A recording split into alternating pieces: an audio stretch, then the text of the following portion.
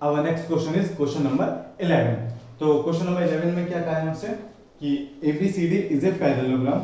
P is a point on AD such that AP equals to 1 by 3 of AD and Q is a point on the BC such that CQ equals to 1 by 3 of BC. Prove that AQCP is a parallelogram. तो इसे try करते हैं। सबसे पहले हमें क्या कहा है कि ABCD एक पैरेललोग्राम है, तो हमने एक पैरेललोग्राम ड्रॉ कर लिया। A, B, C and D। अब इसमें क्या कहा है हमसे कि जो P is a point on AD, AD पर एक पॉइंट है कोई P, ठीक है, यहाँ पर कोई एक पॉइंट है P, ठीक है, and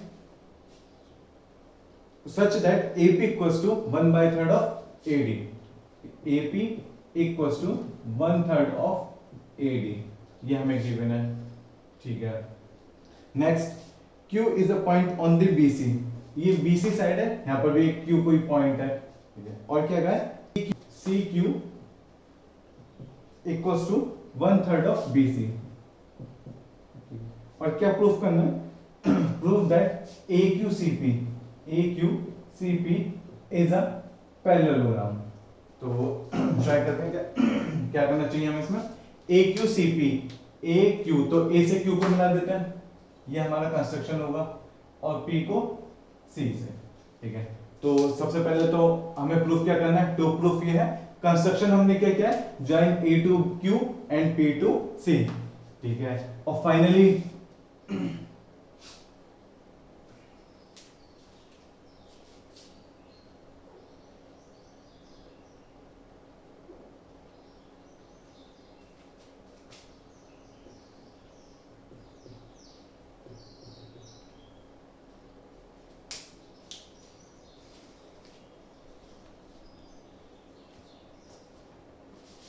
okay, let's continue our problem.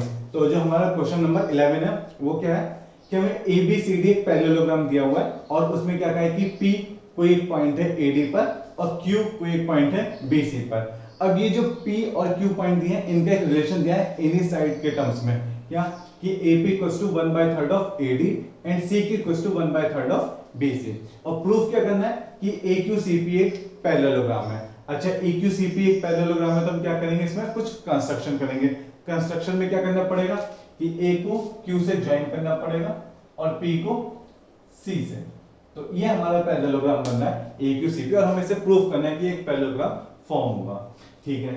तो जो डेटा हमें गिवन है वो यूज करेंगे, और इस पैरेललोग्राम ABCD, हमें पता है कि ABCD पैरेललोग्राम है, उससे हम क्या डेटा अपना नोट कर सकते हैं, ठीक है। तो देखते हैं कि हमें पता है कि ABCD, सॉल्यूशन अपना स्टार्ट करते हैं, ठीक है। We know that ABCD is a parallelogram, ठीक है, ये तो गिवन है, मतलब पता है हमें पहले से ही। तो ABCD अगर पैरेललोग्राम है तो AB और CD इक्वल होंगे, ठीक है, AB इक्वल टू CD होगा, और क्या होगा, and AB parallel to CD, ये होगा, ठीक है। और क्या कह सकता हूं मैं इस वाली साइड के टर्म्स में, AD और BC के टर्म्स में, एक बात ये हुई। दूसरी बात हम क्या कह सकते हैं कि AD will be equal to BC and AD will be parallel to BC, ठीक है। तो ये दो बातें हम लिख सकते हैं किससे, कि हमें पता है कि ABCD पैरेललोग्राम है, ठीक है।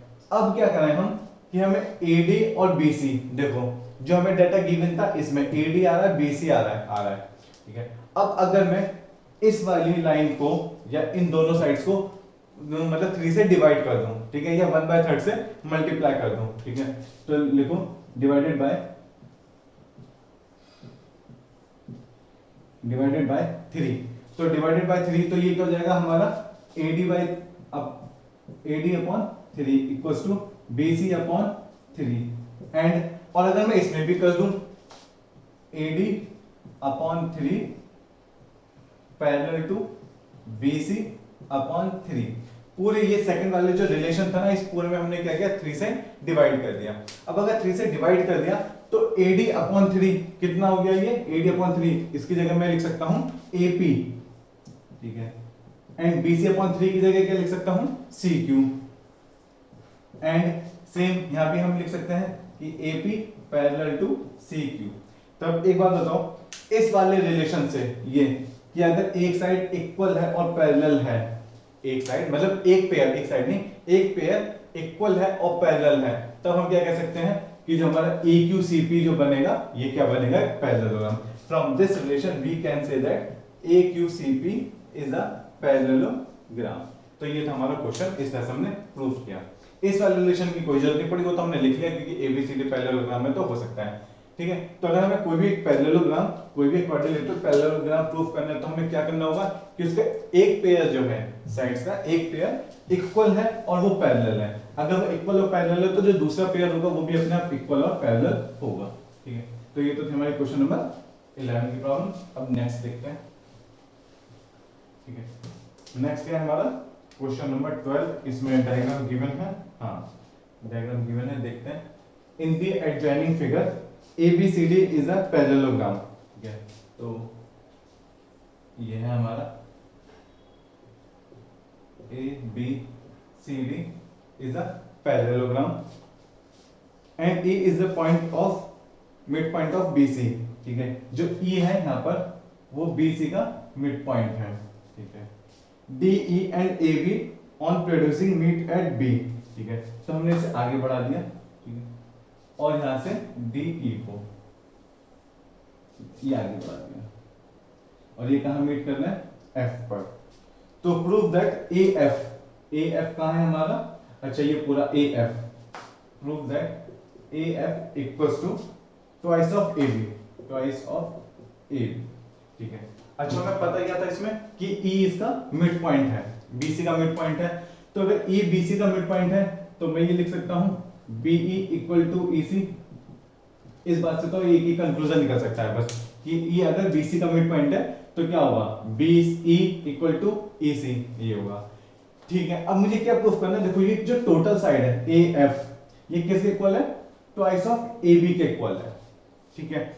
अब अगर मैं किसी भी तरह से ये प्रूफ कर दूं कि AB इक्वल टू BF, मतलब जितनी साइड ये थी A से B तक उतनी ही साइड B से F तक है, तो टोटल जब मैं AF करूंगा तो क्या हो जाएगा, AB प्लस BF, और BF अगर AB के इक्वल है तो वो क्या हो जाएगी, ट्वाइस ऑफ AB हो जाएगी। देखो मैं क्या कहना चाह रहा हूं, किसी भी तरह से मैं AB इक्वल टू BF ये प्रूफ कर दूं, ठीक है। AB equal to BC BF, हाँ सॉरी BC नहीं BF, ये मैं किसी भी तरह से प्रूफ कर दूं, इसे हम राइट से लिख लेते हैं क्योंकि हम ये रफ वर्क कर रहे हैं थोड़ा, ठीक है। किसी भी तरह से ये प्रूफ कर दूं तो जब मैं टोटल AF निकालूंगा तो AF कितना होगा, AB प्लस BF, और इस BF की जगह मैं क्या लिख सकता हूं AB, तो ये कितना हो जाएगा AB प्लस AB, और ये हो जाएगा ट्वाइस ऑफ AB, ठीक है। तो ये मुझे ध्यान रखते हुए थोड़ा करना है।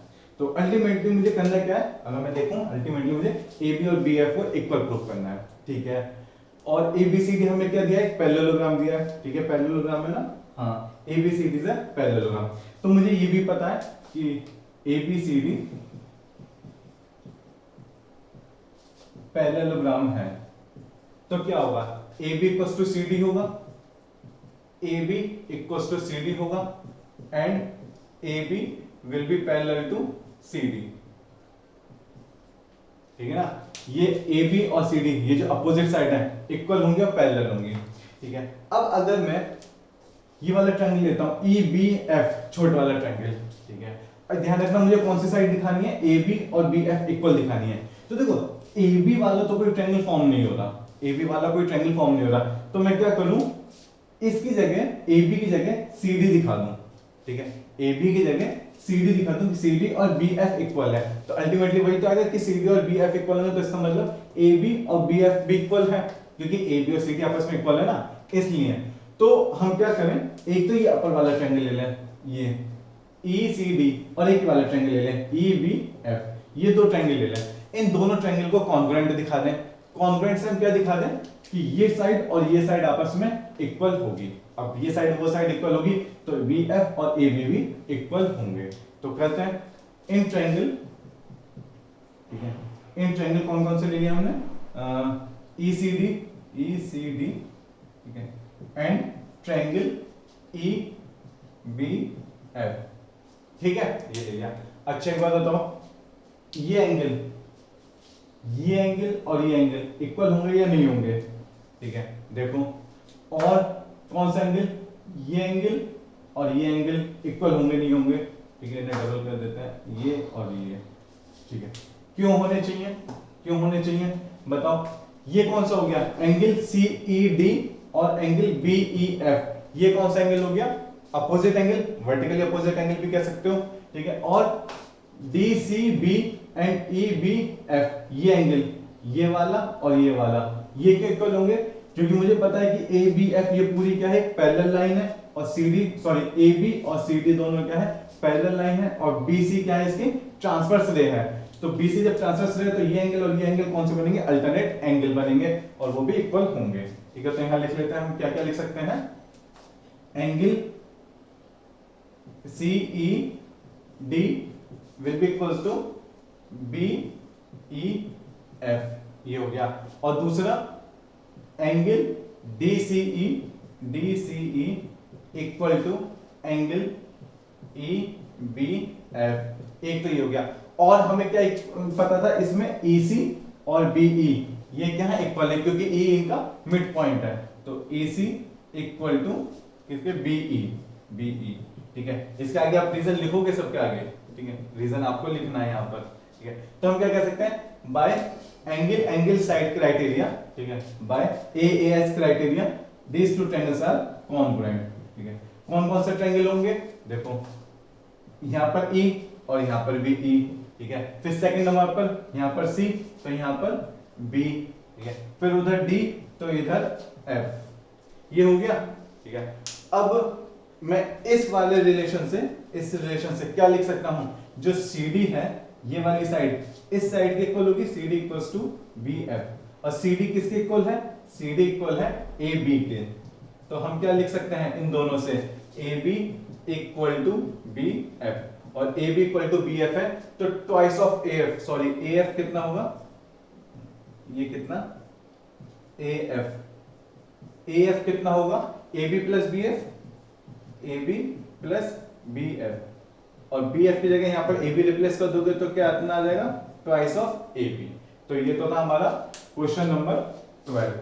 ठीक है, ये बने हमारा क्वेश्चन नंबर 13।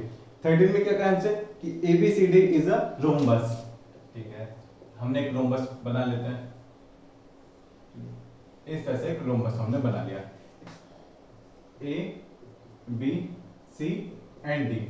और क्या कहा हमसे इसमें? Show that diagonal AC bisects angle A and angle C, and diagonal BD bisects angle B and as well as angle D। ठीक है, मुझे ये तो अभी नहीं छोड़ता है। पहला हम काम क्या करना है हमें? कि AC को एंगल बाइसेक्टर दिखाना है। एंगल बाइसेक्टर का क्या मतलब है? कि ये एंगल इस एंगल के इक्वल होगा, ठीक है, और ये एंगल इस एंगल के इक्वल होगा। तो हम इसे नाम दे देते हैं 1 2 3 4। ठीक है, तो अल्टीमेटली हमें मतलब प्रूफ क्या करना है? अगर AC एंगल बाइसेक्टर है, मतलब एंगल A को बाइसेक्ट कर रहा है, इसका क्या मतलब है? कि angle 1 equals to angle 2, and इधर एंगल C को बाइसेक्ट कर रहा है, तो एंगल 3 इक्वल्स टू एंगल 4। ये हमें प्रूफ करना है। ठीक है, अच्छा ABCD हमें एक रोम्बस गिवन है। अब रोम्बस गिवन है तो उसका क्या मतलब होगा? AB equal to BC equal to CD equals to DA। ठीक है, क्यों? क्योंकि ABCD रोम्बस है। ठीक है, लिख लेना, ABCD इज अ रोम्बस। ठीक है, ठीक है, अब हम क्या करें? हमें क्या दिखाना है? ये 1 और 2 इक्वल है, 3 और 4 इक्वल है, तो हम क्या करें? पहले एक बार ट्रायंगल ABC ले लेते हैं। ठीक है, ट्रायंगल ABC लेते हैं। अगर मैं ट्रायंगल ABC लूंगा, थोड़ा गड़बड़ हो गया, सही करता है, ये बना लेते हैं क्योंकि हम ये रफ डायग्राम बनाने। ये ले लिया A B एंड C। अब एक बात बताओ, ट्रायंगल ABC में AB और BC ये दोनों साइड इक्वल हैं। ठीक है, AB और BC दोनों साइड इक्वल हैं, तो ये कौन सा एंगल है? 2, और ये वाला एंगल है 4। तो एंगल 2 इक्वल्स टू एंगल 4 नहीं लिख सकते क्या? क्यों लिख सकते हैं? AB और BC किसी भी ट्रायंगल में अगर दो साइड इक्वल हैं तो उनके अपोजिट एंगल भी क्या होंगे? इक्वल होंगे। तो वाली थ्योरम से हम कह सकते हैं कि अगर सिर्फ इस ट्रायंगल में ABC में अगर A B equal to B C है तो एंगल 2 और एंगल 4 आपस में इक्वल होंगे, ठीक है। इसके बाद क्या मुझे ये नहीं पता कि ए बी और सी डी क्या होंगे, एक दूसरे के पैरेलल लाइन होंगी, ठीक है। दोबारा लिखते हैं यहां पर क्या, A B will be equals to CD and AB is parallel to CD, ठीक है, रोम्बस है। अब अगर AB और AB और CD पैरेलल लाइन है और AC ट्रांसवर्सल लाइन है, ठीक है, यहां लिख लेना AC is a transversal line. अब AC अगर ट्रांसवर्सल लाइन है तो एंगल 2 और एंगल 3 इक्वल नहीं होंगे क्या, एंगल 2 इक्वल्स टू एंगल 3 ये होंगे या नहीं होंगे, देखो AB और CD दोनों पैरेलल लाइन है, AC ट्रांसवर्स लाइन है, तो एंगल 3 और एंगल 2 ये आपस में इक्वल होंगे या नहीं होंगे। सेम मैं ये कह सकता हूं कि AD और BC, यहां पर एक बात तो ये थी और दूसरी बात मैं क्या कह सकता हूं, AD एंड BC ये कैसे पैरेलल हैं, ठीक है। और दूसरी बात जो AC है, AD एंड BC ये दोनों क्या है, पैरेलल हैं, ठीक है। और AC इसके लिए भी ट्रांसवर्सल है, AC is a transversal line, ठीक है। तो एंगल 1 और एंगल 4 इक्वल होंगे या नहीं होंगे, एंगल 1 इक्वल्स टू एंगल 4, ये वाली बात। देखो क्या कहा मैंने, जब AB और CD को पैरेलल ले रहा हूं तो एंगल 3 और एंगल 2 क्या होंगे, अल्टरनेट एंगल होंगे, ठीक है, तो वो इक्वल हो जाएंगे। ऐसे AD और BC के लिए जब मैं AC ट्रांसवर्सल लाइन दोबारा से ट्रीट कर रहा हूं तो एंगल 1 और एंगल 4 अल्टरनेट एंगल हो जाएंगे, ठीक है, तो वो भी हमारे क्या होंगे, इक्वल होंगे, ठीक है। तो हमारे पास क्या कितने रिलेशन हो गए, 1 2 एंड 3, ये 3 रिलेशन हो गए। अब एक बात बताओ, from relation 1 and 2, from 1 and 2 तो एंगल 2 तो एंगल 4 और एंगल 3 इक्वल होंगे, क्योंकि ये भी एंगल 2 के इक्वल है, ये भी एंगल 2 के इक्वल है, तो एंगल 3 इक्वल्स टू एंगल 4, ठीक है। And from first and third angle 4 दोनों में कॉमन है, तो मतलब एंगल 1 और एंगल 2 ये आपस में इक्वल होंगे, एंगल 1 इक्वल्स टू एंगल 2। और क्या यही मुझे प्रूफ नहीं करना था, ठीक है, यही तो प्रूफ करना था, थोड़ा सा कॉम्प्लिकेटेड है, देखो क्या क्या किया हमने, और एक बार समझ में आ जाएगा तो बहुत सिंपल भी है क्वेश्चन। हमने क्या किया, ABC एक ट्रायंगल ले लिया, पहले तो हमने उसी में दो एंगल जो थे वो इक्वल दिखा दिए, उन दोनों में एक रिलेशन निकाल लिया। उसके बाद ABCD रोम्बस है, तो हमें पता है कि आमने सामने की साइड्स भी क्या होंगी, इसमें पैरेलल होंगी। उस प्रॉपर्टी को लेकर हमने क्या दिखा दिया, जो अपोजिट नहीं, जो करस्पॉन्डिंग एंगल्स बन रहे थे पैरेलल लाइंस के साथ, करस्पॉन्डिंग एंगल्स जो बन रहे थे उनको इक्वल दिखा दिया। 3 रिलेशन बना दिए, 1 2 3, ठीक है, और सब एंगल्स का आपस में रिलेशन कुछ ना कुछ है। फिर हमने यहां से दिखा दिया कि 1 और 2 से एंगल 2 तो एंगल 3 और 4 इक्वल होंगे, सेम 1 और 3 से 4 और 4 तो 2 और 1 इक्वल होंगे, ठीक है। और यही हमें प्रूफ करना था, अगर angle 1 equals to angle 2, angle 1 और 2 और 3 और 4 इक्वल है, तो मतलब A और C के क्या होगा, बाइसेक्टर लाइन होगी, ठीक है। अब AC का तो मैंने दिखा दिया, BD का आपको करना है। सेम एंगल 5 6 7 8 ट्रीट करो, फिर एक ट्रायंगल ले लेना BAD, ऐसा कोई ट्रायंगल ले लेना और उससे आप प्रूफ कर देना, उससे भी 3 रिलेशन बनेंगे, ठीक है, सिंपल है, कोई इतना वो नहीं है। पहले ये वाला पार्ट, एक पार्ट समझ लो, सिमिलरली तो हम सेकंड पार्ट भी प्रूफ कर लेंगे, कोई प्रॉब्लम नहीं है, ठीक है। तो आधा क्वेश्चन आपको खुद करना है। इसके बाद हमारा 14, P and Q are points on the opposite side AD and BC of a parallelogram ABCD, ठीक है। क्या है, एक पैरेललोग्राम बना लेते हैं पहले तो ABCD, ABCD, P and Q are points on the opposite sides AD and BC। AD पर क्या है, P है, और BC पर क्या है, Q है।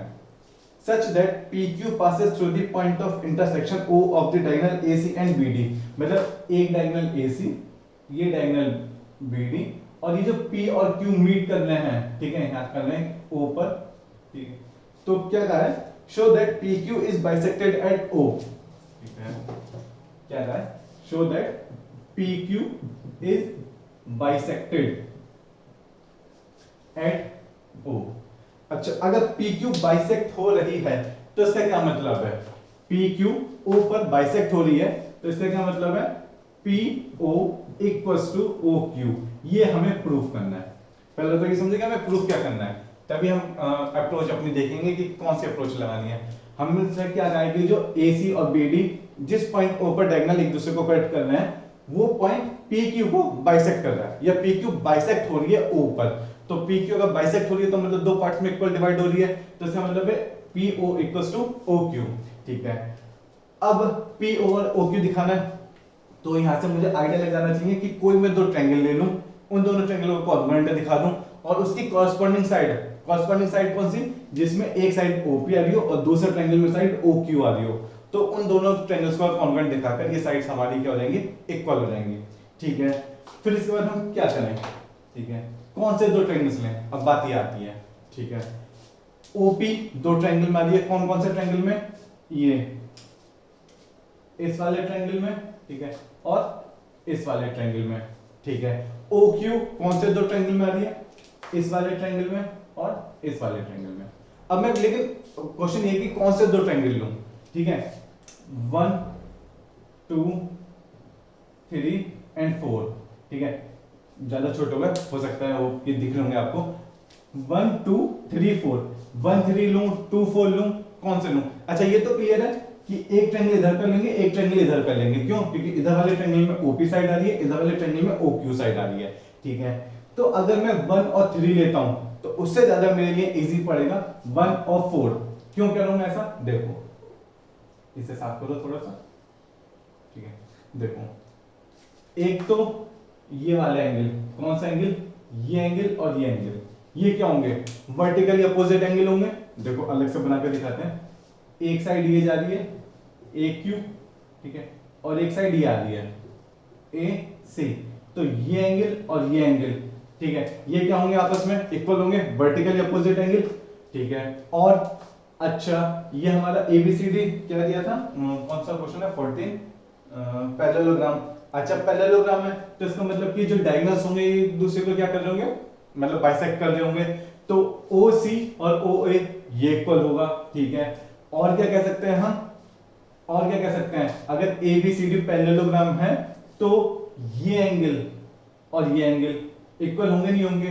क्यों होंगे? ए बी और सी डी पैरेलल लाइन है, ए सी ट्रांसवर्स रे है, तो angle P A O will be equal to O C Q. ठीक है, तो इस डायग्राम को थोड़ा साफ कर देते हैं और फिर इसको सॉल्व करते हैं। चलो स्टार्ट करते हैं। कौन कौन से ट्रायंगल की हमने बात की? Triangle O A P and triangle O Q C. ठीक है, अभी देखते हैं फिर इसमें क्या क्या दिखाना है हमें। ठीक है, तो कौन कौन से angle? Angle A O P will be equal to angle Q O C. पहला हो गया। आगे vertically opposite angle. Second, angle P A O will be equal to angle Q C O. क्यों होगा? क्योंकि A B and C D, A B and C D parallel lines है। ठीक है, और ए सी ट्रांसवर्स रे है, तो ये दोनों एंगल्स कौन से हो जाएंगे? वर्टिकल, मतलब अल्टरनेट इंटीरियर एंगल्स आप कह सकते हो। ये अल्टरनेट एंगल्स या करस्पॉन्डिंग एंगल्स ये हमारे क्या होंगे? इक्वल होंगे। और ओ ए इक्वल टू ओ सी। क्यों? क्योंकि पैरेललोग्राम के डायगोनल्स एक दूसरे को क्या करते हैं? बाइसेक्ट करते हैं। तो बस हो गया। Angle side criteria. Angle side criteria से हम क्या कह सकते हैं कि ये दो ट्रायंगल, कौन से वाले दो ट्रायंगल? देखो कैसे नाम दूंगा मैंने। अगर इधर O लिख रहा हूं तो इधर भी O, क्योंकि O के इक्वल O है। दूसरा कौन सा एंगल इक्वल था? A और इस वाले में C, तो यहाँ A लिख दिया और इधर C लिख दिया। अब बचा क्या? इधर P और इधर Q, ये बचा। अब यहां से ये दोनों ट्रायंगल अगर कॉन्ग्रुएंट है तो by CP CT, by CP CT क्या कह सकते हैं? ये OP साइड और OQ साइड क्या होंगी? इक्वल होंगी। ठीक है, तो ये तो था हमारा। नेक्स्ट क्वेश्चन है हमारा क्वेश्चन नंबर 15। फिर हमारा ABCD is a rectangle in which diagonal BD bisects angle B। तो 15 क्वेश्चन में हमसे क्या कहा कि एक रेक्टेंगल गिवन है ABCD, तो रेक्टेंगल बना देते हैं ये, और कह दिया A B C and D। ठीक है, अब क्या कहा इसमें हमसे, जो BD है वो बाइसेक्ट कर रहा है एंगल B को, BD ये, ठीक है, जो BD है B को बाइसेक्ट कर रहा है, तो इसका क्या मतलब है, ये एंगल 1 और ये एंगल 2 ये आपस में क्या होंगे, इक्वल होंगे। ठीक है, show that ABCD is a square. ABCD क्या प्रूफ करना है, स्क्वायर प्रूफ करना है। अच्छा, अगर स्क्वायर प्रूफ करना है तो इसका क्या मतलब है, चारों साइड क्या होनी चाहिए, equal, means AB equal to BC equal to CD equal to DA। ये प्रूफ करना है मुझे अल्टीमेटली। अगर मैंने ये दिखा दिया कि चारों साइड इक्वल है, तो मतलब वो जो ज्योमेट्रिक फिगर थी रेक्टेंगल, वो क्या होगा, हमारा स्क्वायर होगा। ठीक है, अब सबसे पहले मैं एक साथ तो चारों साइड को इक्वल दिखा नहीं सकता, तो क्या करेंगे, दो दो साइड को इक्वल दिखाएंगे। ठीक है, जैसे पहले दिखा दिया AB BC को इक्वल, फिर दिखा दिया BC और CD को इक्वल, फिर दिखा दिया CD और DA को इक्वल, इस तरह से करेंगे। तो अगर सबसे पहले ये देखो, मुझे सिर्फ क्या प्रूफ करना है, AB और BC इक्वल है, और अगर AB और BC इक्वल है तो मतलब मैं दो ट्रायंगल ले लूं, उन दोनों ट्रायंगल को कॉन्ग्रुएंट दिखा दूं, कॉन्ग्रुएंट दिखाकर बाय CPCD कह देंगे कि AB और BC इक्वल हैं। ठीक है, तो कौन से ट्रायंगल की बात करें हम, ये वाले ट्रायंगल ले लेते हैं, ट्रायंगल ABD एंड ट्रायंगल कौन सा बन रहा है, BCD ले लो, BCD ये ट्रायंगल। ठीक है, तो एक बात बताओ, एंगल 1 इक्वल्स टू एंगल 2, क्योंकि ये तो हमें गिवन ही है, एंगल 1 इक्वल्स टू एंगल 2, क्यों, क्योंकि जो BD है वो बाइसेक्टर है। ठीक है, लिख लेना, जो BD है वो बाइसेक्ट कर रहा है एंगल B को। ठीक है, अच्छा, BD दोनों ट्रायंगल में कॉमन है, BD इक्वल्स टू BD। ठीक है ना, लोअर ट्रायंगल में और अपर ट्रायंगल में दोनों में BD कॉमन है। ठीक है, अब और क्या कर सकते हैं हम, और क्या दिखा सकते हैं, एंगल A और एंगल C इक्वल होंगे या नहीं होंगे, रेक्टेंगल में अपोजिट एंगल इक्वल होंगे या नहीं होंगे, हमें ये तो पता था ना कि रेक्टेंगल है, तो angle A equals to angle C, ये क्या होंगे हमारे, इक्वल। ठीक है, अगर ये नहीं दिखाना चाहो तो और भी चीज दिखा सकते हो, आप देखो कि कौन सा दिखा सकते हैं कि AB और CD पैरेललोग्राम है, तो क्या कोई भी एंगल, और भी एंगल हम इक्वल दिखा सकते हैं क्या। तो इन तीनों क्राइटेरिया से, कौन से criteria, angle side angle criteria से हम क्या कह सकते हैं कि ये दो ट्रायंगल्स हमारे कॉन्ग्रुएंट हैं। ठीक है, कौन कौन से ट्रायंगल, सबसे पहले यहां पर अगर मैं B लिखूंगा तो यहां भी B लिखूंगा, क्योंकि इस वाले ट्रायंगल में एंगल B और ऊपर वाले ट्रायंगल में एंगल B। ठीक है, A और इसमें C, और बचा क्या D एंड D। ठीक है, BAD और BCD ये दोनों ट्रायंगल। अब अगर ये दोनों कॉन्ग्रुएंट हैं तो बाय CPCD हम क्या कह सकते हैं, AB will be equals to BC, AB equal to BC। ठीक है, ये हुआ पहला स्टेप, तो ये हुआ। ठीक है, अब और मैं क्या दिखा दूं, AB इक्वल्स टू BC, ये हो गया AB equal to BC। BC किसके इक्वल थी, AD के, तो मतलब AB BC और AD ये इक्वल हो गए, और AB और CD भी इक्वल थे, तो मतलब AB BC CD DA चारों क्या हो गए, इक्वल हो गए। ठीक है ना, देखो AB इक्वल टू BC ये मुझे पता था, AB के इक्वल रेक्टेंगल है ना, तो अपोजिट साइड तो इक्वल होनी ही होनी है, तो AB की जगह मैं क्या लिख सकता हूं, CD, और BC की जगह मैं क्या लिख सकता हूं, BC की जगह क्या लिख सकता हूं, AD। ठीक है, क्यों, क्योंकि BC की अपोजिट साइड AD थी, वो इक्वल होगी, AB की अपोजिट साइड CD थी, वो भी इक्वल होगी। ठीक है, ये चार चीजें, और इन चारों को मैं आपस में भी इक्वल लिख सकता हूं, तो ABCD हमारा क्या हो जाएगा, अगर चारों साइड इक्वल है तो मतलब ABCD, AB equals to BC equals to CD equals to DA means ABCD is the square. Question हमारा क्वेश्चन नंबर 17। ठीक है, तो ओके, नेक्स्ट है फिर हमारा क्वेश्चन नंबर 16 आपको होमवर्क प्रॉब्लम है, ये आपको करनी है, फिर देखते हैं 17। If the diagonals of a quadrilateral are equal and bisect each other at right angles, देखो पहले तो ये कंडीशन लिखते हैं, क्वेश्चन नंबर 17, एक क्वाड्रिलेटरल है, ठीक है, इस तरह से कुछ भी बना लेते हैं। क्वाड्रिलेटरल में क्या कहा है कि जो इसके डायगोनल्स हैं, डायगोनल्स आर इक्वल, तो A B सी डी। तो डायगोनल कौन से ए सी और बी डी, ये इक्वल है, means A C equal to B D, ये हमें गिवन है। और क्या गिवन है, and bisect each other at right angles, ये सारे एंगल्स, ये कितना है 90 है, मींस एंगल, इसे ओ कह दो मिड पॉइंट को, angle A O B equals to angle B O C equals to angle C O D equals to angle D O A, ये सब क्या है 90 डिग्री है, ठीक है। फिर क्या है, then it is a square, मतलब ये हमें स्क्वायर प्रूफ करना है, ठीक है। स्क्वायर प्रूफ करने का क्या मतलब है, अगेन चारों साइड इक्वल होनी चाहिए, ठीक है। अब हमें प्रूफ क्या करना है, A B equal to B C equal to C D equal to D ए।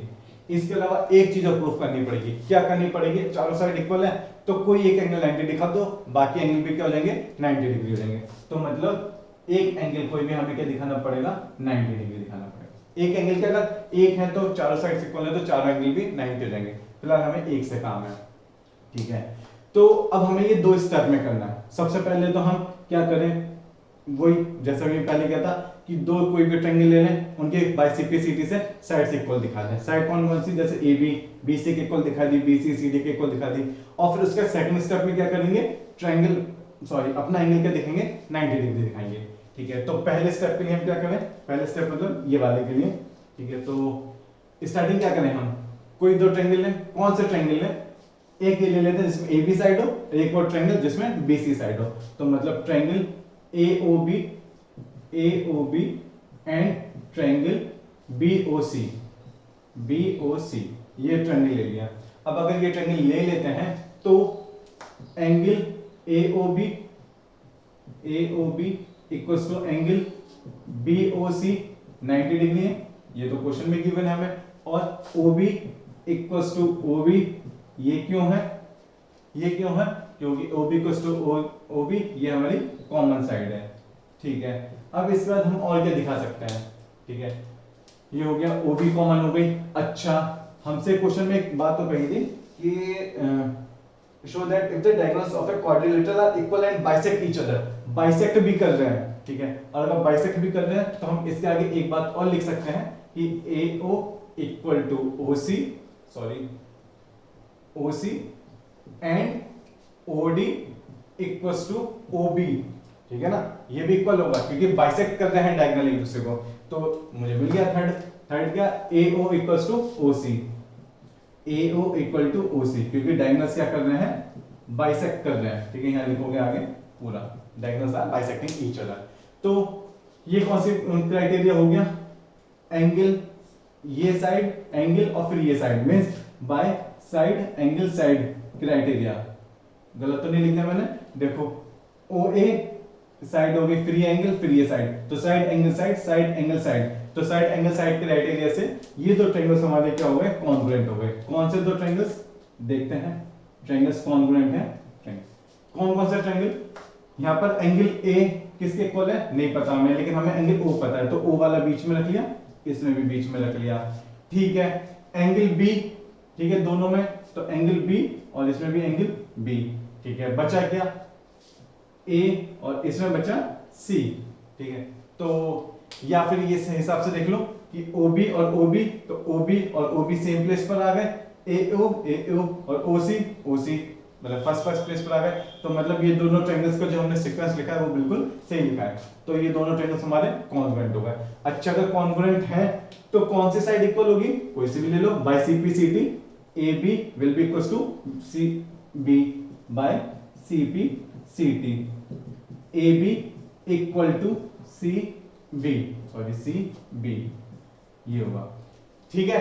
अब सिमिलरली आप ये ट्रायंगल और ये ट्रायंगल ले लो, कौन कौन सा ट्रायंगल, BOC और COD, या फिर COD और DOA, और उससे भी आप क्या दिखा सकते हो, सिमिलरली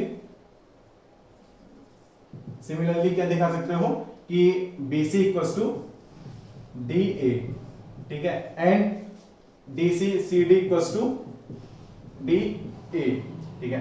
तो इससे आप क्या लिख सकते हो, AB equals to BC equals to DA equals to CD, ये चारों साइड आपस में क्या आ जाएंगे इक्वल आ जाएंगी। तो ये तो हमारा था पहला स्टेप, फर्स्ट स्टेप। कैसे किया, दो छोटे छोटे ट्रायंगल्स लेते जाओ, उनका कॉन्ग्रुएंट दिखाते जाओ, बाय सीपी से वो आउटर साइड वाला A B B C C D D A वो आपस में क्या दिखाते जाओ, इक्वल होते जाएंगे। ठीक है, फर्स्ट स्टेप तो ये हुआ। अब सेकंड देखते हैं कि हमें एक एंगल 90 डिग्री दिखाना है। ठीक है,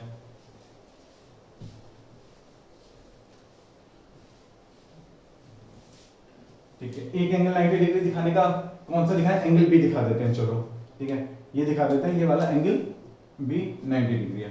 ठीक है, अब एंगल बी 90 डिग्री को प्रूफ करने के लिए हमें क्या करना पड़ेगा, एक अकेले एंगल से नहीं हो पाएगा, हमें दो एंगल्स की जरूरत पड़ेगी। ठीक है, कौन कौन से एंगल्स देखते हैं। अगर मैं ए बी सी की बात कर रहा हूं तो मुझे एंगल बी और एंगल सी इस पूरे की जरूरत पड़ेगी, angle B plus angle C. क्यों पड़ेगी, देखो angle B plus angle C, इन दोनों का सम कितना होगा 180 डिग्री। अभी आप सोचो कि क्यों लिखा है मैंने, कई बार हम डिस्कस कर चुके हैं। ठीक है, कि बीसी लाइन है, ये एंगल और ऊपर का एंगल, उन दोनों का सम 180, वो आप करके देखो। ठीक है, तो angle B plus angle C क्या होंगे, 180 डिग्री होंगे।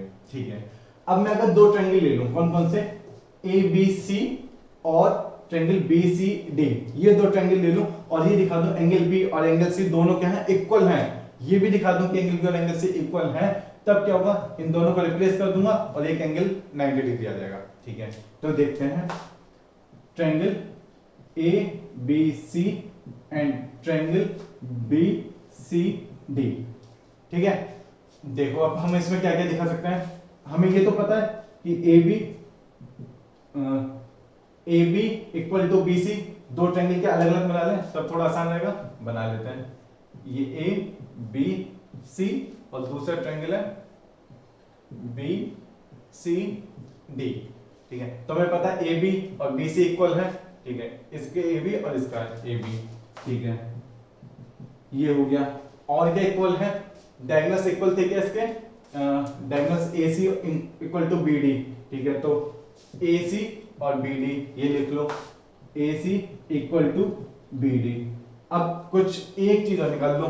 ठीक है, दो साइड होंगी तो एक साइड और देखो, क्या बी सी और सी डी ये इक्वल होंगे, बिल्कुल होंगे। अभी तो क्या है कि चारों साइड इक्वल हैं, तो B C equal to C D या डी सी। तो बाय साइड क्राइटेरिया से दो ट्रायंगल्स हमारे ये क्या हो गए, कॉन्ग्रुएंट हो गए। अब इन दोनों ट्रायंगल का सीक्वेंस से लिखते हैं। ठीक है, तो ए बी के साथ क्या था, बी सी, तो अगर मैं यहाँ ए बी लिख रहा हूं तो यहाँ क्या लिखूंगा, बी सी। बचा क्या, इस वाले ट्रायंगल में सी, इस वाले ट्रायंगल में डी, तो ए बी सी और बी सी डी दोनों इक्वल है। इसका मतलब एंगल बी और एंगल सी ये दोनों क्या है, equal, angle B equal to angle C, ये हो गया। अब इन इसको यहां रिप्लेस कर दो। ठीक है, angle B plus angle C 180 degree था, तो एंगल बी प्लस इस एंगल सी की जगह भी एंगल बी लिख दो, तो angle B equals to 180 degree. Then angle B कितना आ जाएगा, 90 डिग्री। और अगर एंगल बी भी 90 डिग्री आ गया तो इसका मतलब एक एंगल 90 तो बाकी एंगल भी 90। चाहो तो आप प्रूफ भी कर सकते हो। अगली बार फिर से दो एंगल ले लो, सॉरी दो ट्रायंगल ले लो, छोटे छोटे नहीं बड़े वाले, जैसे हमने ये EBC और CDB लिया है। अब दो ट्रायंगल और ले लो, उन दोनों ट्रायंगल्स में यही सीक्वेंस फॉलो करो और दिखा दो कि वो एंगल भी हमारे 90 डिग्री होंगे। ठीक है, तो थोड़ी सी टफ प्रॉब्लम है और एग्जाम पॉइंट ऑफ व्यू से थोड़ी इंपॉर्टेंट है क्योंकि इसमें काफी कॉन्सेप्ट लगते हैं। ठीक है, तो ये क्वेश्चन अच्छे से करना। इसके बाद देखते हैं 17 के बाद